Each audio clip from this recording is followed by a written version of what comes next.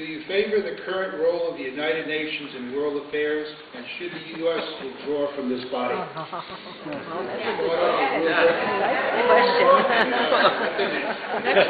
I like that. Next question. We'll start with Will Gregory. Boy. I actually, back in undergrad, I lectured a bit on the UN, and I was, I think, the only person in the class ever, of all the classes that I, would speak in, that spoke very unfavorably about the United Nations. Now, I think in its founding, it served a lot of good purposes, and I also think that there's a lot of good that many of the subdivisions and sub-organizations do. One of the great ones is UNICEF. I think they do fantastic work, and I'd like to applaud the people who have been involved there. But the UN has become, or has really overstepped its mandate, and they've tried to essentially take on too many roles. What we need to do is make sure that the UN gets back to its core role as being a forum in which the international community can come together, communicate, share concerns, and right now it's really not that. It's a political body that, my background is in global governance. There's some concerns there as well. Oh, by the way, if you guys ever hear anybody advocating for global governance, run as far and as fast as you can. Scares the life out of me. After having studied it, I can tell you that much. But yeah, I think that it would be a very negative thing if the United States were to unilaterally withdraw from the UN. But what we need to be doing is really pushing for strong reforms of the UN as a whole, of its institutions, and also to make sure that when we give 1/5 of the budget to the UN, because that's where it comes from the United States, that our money isn't going to wasted causes or to a lot of the negative things that the UN has been promoting over the past. Rob Russo? You're not happy with some of the actions of the UN. Imagine what the UN would do without American input. Yeah. I mean, I absolutely want the United States to remain involved with the United Nations, but I want us to ask for accountability. We're the largest funder of the United Nations, but yet we don't really ask them what they do with our money. And I want the federal government not to do this just as it applies to the United Nations. I want the federal government to do this as it applies to everything. Let's ask Washington to be accountable for our tax dollars. And with the United Nations, which does do some good, there's no doubt about it. A good friend of mine from college works in the division that tries to dig up landmines. But it is a giant bureaucracy that does not directly report to anyone. So if we're going to continue to cut a check to the United Nations, we need to start looking for openness and accountability and start putting, frankly, contingencies on what we will and will not accept as their most powerful member. The United Nations, like many things in the world, has some good points and has some bad points. But we have a responsibility as probably the largest influence in the body to do our best to make it the best organization it can be. Thank you. Next will be Rick Torres. My inclination is to answer exactly the way you felt when the question was first posed. However, it's important that we consider the realities of the world when we take such actions. And I guess what my action would be is to regrettably stay in the UN, however, to overly analyze their actions. I say that with great regret to you because I think that I'm hedging here.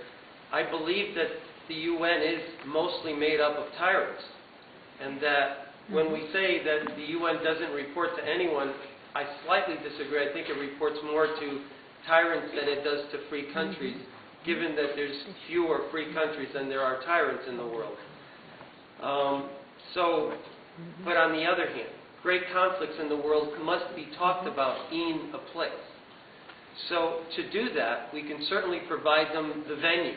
We can provide them the Great Hall. But we mustn't fund the UN to the extent that we've done so far, because in doing so, what we're doing is funding tyranny in a way. They're supporting governments that hurt their own citizens. Same thing that happens in any tyrannical organization. When you give money in the hopes of having it go somewhere, it goes somewhere else, and it empowers the tyrants to hold the people down. So I would say roll it back dramatically from what our role has been, and do by all means provide a venue for the world community to participate in debate and discuss things in and then report out of it. But beyond that, beyond giving them the excess largesse that we've given them in the past, I say that time should end. Thank you. Next will be Danny Vasella. You know, the UN suffers the problem that most large organizations do, is that it is not serving the function for which it was founded for. We can make the same argument about a lot of the things going on in the U.S. government today. But you remember how the UN started. It started after World War II to provide a forum for all the countries in the world, but especially the great powers, to try to diffuse differences before it led to another world war. That is where we need to return to, for it to be a place of diplomacy where people can come together and talk about issues, not what it has become. I'll give you an example, the UN security forces. I don't know who here voted to give the UN an army, to allow nations from around the world, some of whom are not our allies, to dictate where their military forces are going to go. That should be stopped immediately. We should return the UN and demand, if we're going to fund 20% of this, demand it return to its core function of just being a diplomatic community to actually talk about our differences and serve for coordination of humanitarian aid. There's a lot of humanitarian things that are great that, there's a great coordination that can happen between countries to help natural disasters like Haiti. But if we're going to be a part of the UN, we need to demand that it serve its function, not become some kind of international government, which is what many of the bureaucrats in the UN aspire to be. Thank you. Rob Merkel. Well, I look at the evidence. What the UN has evolved into, regardless of what its original intent was, is basically a platform for puppet governments and terrorists. If you look at the programs that they're putting out, the IPCC, the IMF, the World Bank, they're rife with fraud, rife with abuse.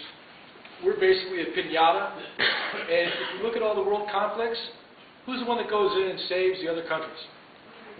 Us. There was a T-shirt I saw recently that had Iraq at the bottom of a list of about 100 countries. It said, another country saved by the United States of America.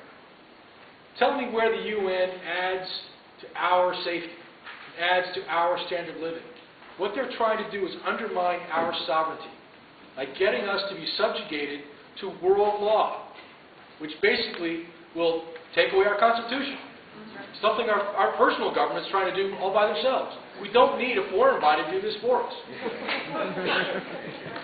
So they've got to prove to me that what they have become is something that we need to be a part of. Because right now, I don't think we do. We're a leader in this world by virtue of what we have achieved and what we can do. I don't think we're limited to a one task at a time policy. We've got amazing resources and amazing people to implement those. So, personally, I think the UN's redundant. So, that's my take. Thank you. Thank you.